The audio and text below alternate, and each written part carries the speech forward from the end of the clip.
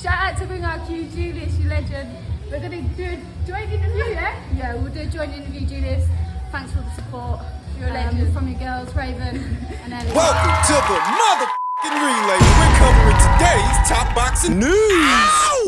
Okay, we'll start with this. Newly minted undisputed super bantamweight champion Ellie Scotney eyes Serrano's super fight as Nicholson wants her undisputed shot. Scotney, who became the youngest British undisputed world champion earlier this month after a grueling 10-round battle against Mexico's Mayeli Flores, has joined the pack of belt holders keen to test themselves against Amanda Serrano, who will make another defense of her Ring Magazine unified featherweight titles against Germany's Cheyenne Henson on a stacked May 30th card featuring 4 world champion contests, while many have suggested that Katie Taylor trilogy has taken a lot out of the 37-year-old Serrano. Serrano was kept busy after returning to her more natural weight class at 126 earlier this year, outpointing short-notice opponent Reina Tellez on January 3rd. During the pre-fight presser, she spoke about wanting to break Christy Martin's 32-fight knockout record, and judging by her own career trajectory, figures to remain competing for at least another year. It means continuing to defend her status as featherweight's flag bearer, with Scotney expected to move up in weight before much longer, given they are under the same promotional umbrella with MVP. Making Serrano versus Scotney shouldn't be too difficult, but could lead to some awkward conversations within. Serrano was the outfit's first star 5 years ago and signed a lifetime contract last year that will see her transition into a chairwoman role, leading efforts to identify, sign, develop, and market their ever-growing stable of fighters. What all of these young gunners are gunning for is a passing of the torch fight, and they want Amanda to be the one that passes the torch to them, whether it's Ellie Scotney or Alicia Baumgartner. They've got their eyes on the same target, but they may both be barking up the wrong tree.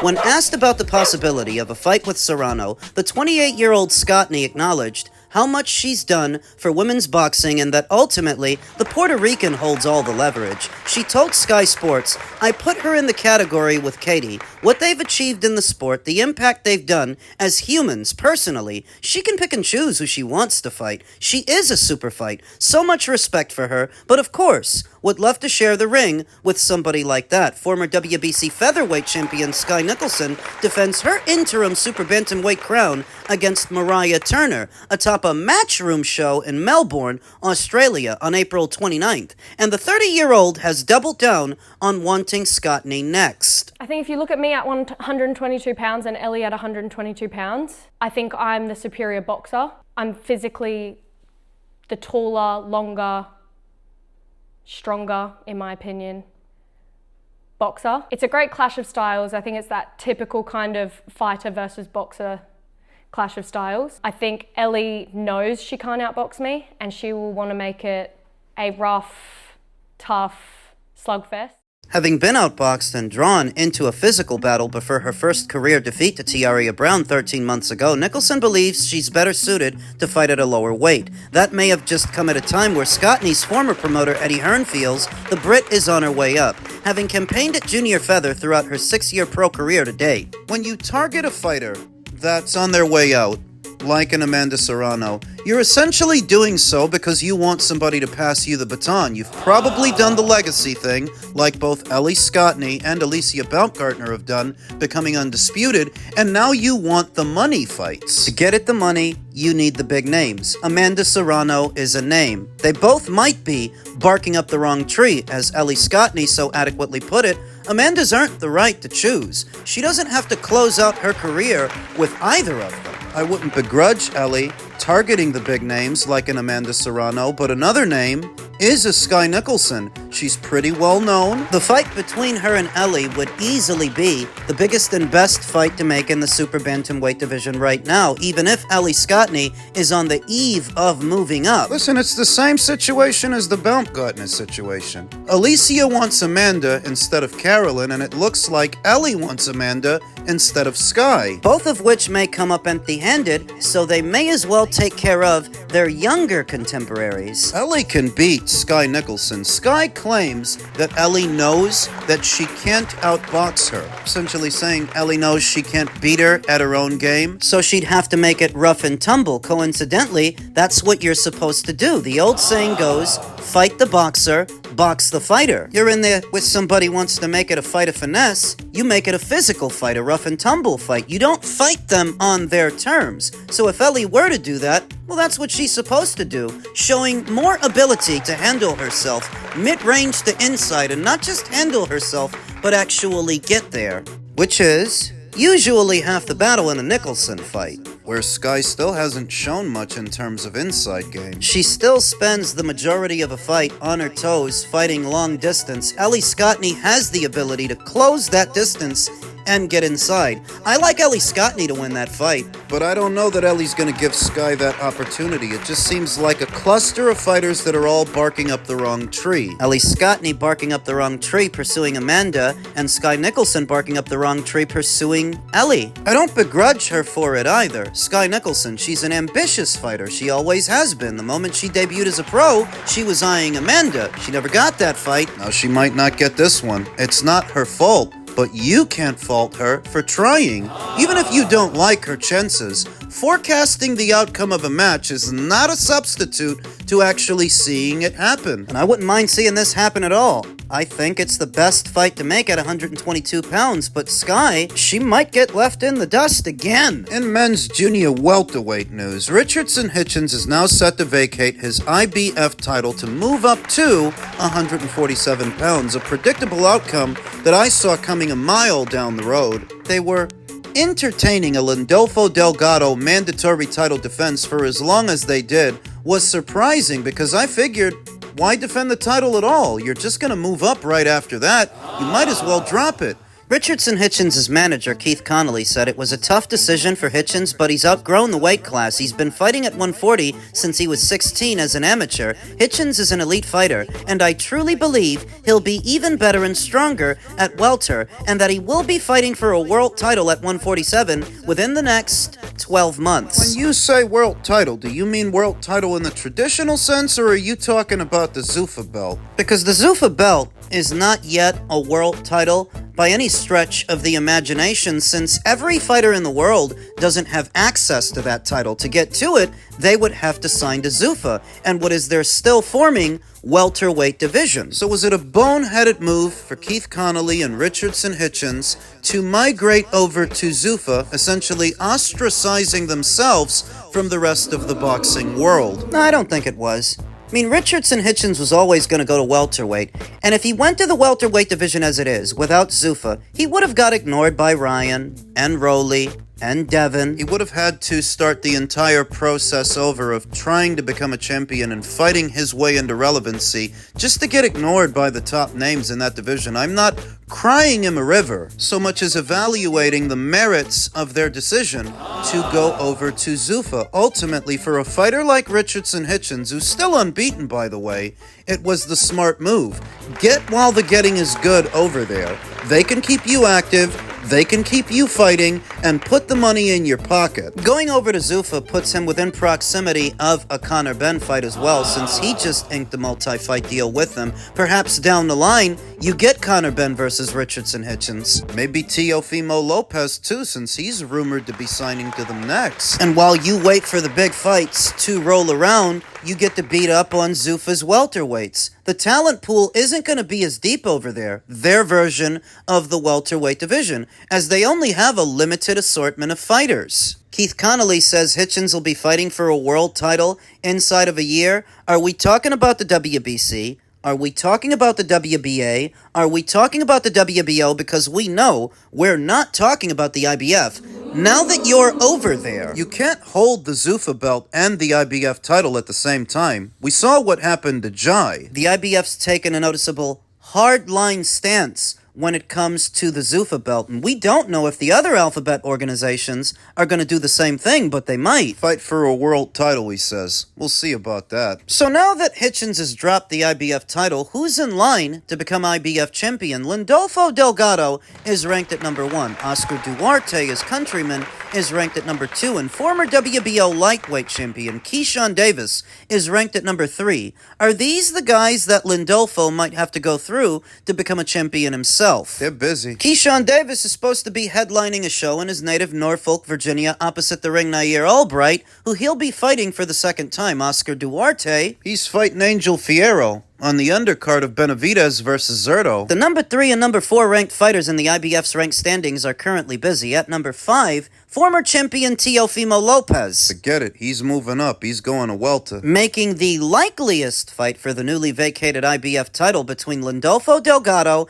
and number 6 ranked Artur Byarslanov of Canada. 21-0, promoted by Eye of the Tiger Management, best described as a pressure fighter. He sort of resembles a smaller version of Artur Beterbiev in terms of intensity and strategy, though not as skilled a boxer, not as good with his offense, but that's the kind of guy he is, and that's who Lindolfo Delgado may end up fighting for the newly vacated red belt. I would argue that the division is actually better off without Richardson Hitchens because he's another boring Sugarfoot fighter, whereas Lindolfo or Artur are more interesting. They've got more interesting base styles. I'm not telling you these guys are pound for pound or that they're perfect. Just that they're a bit more fun to watch. Being honest, I would rather watch them fight each other than watch either of them fight Richardson Hitchens. It's boring. In men's junior middleweight news, Jaron Ennis explains how he, not Xander Zayas, insisted on their fight.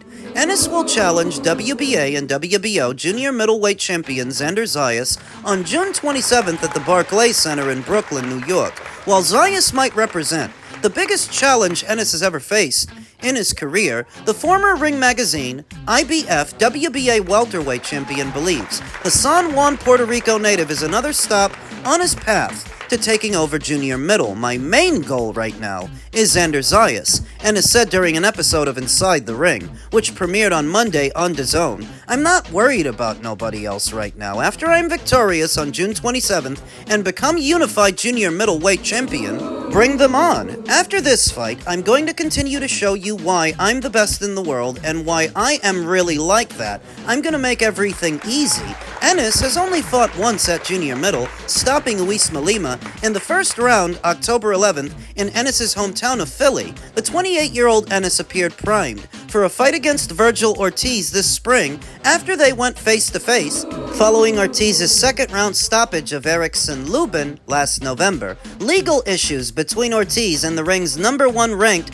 junior middleweight and his promoter Golden Boy led to the fight falling apart.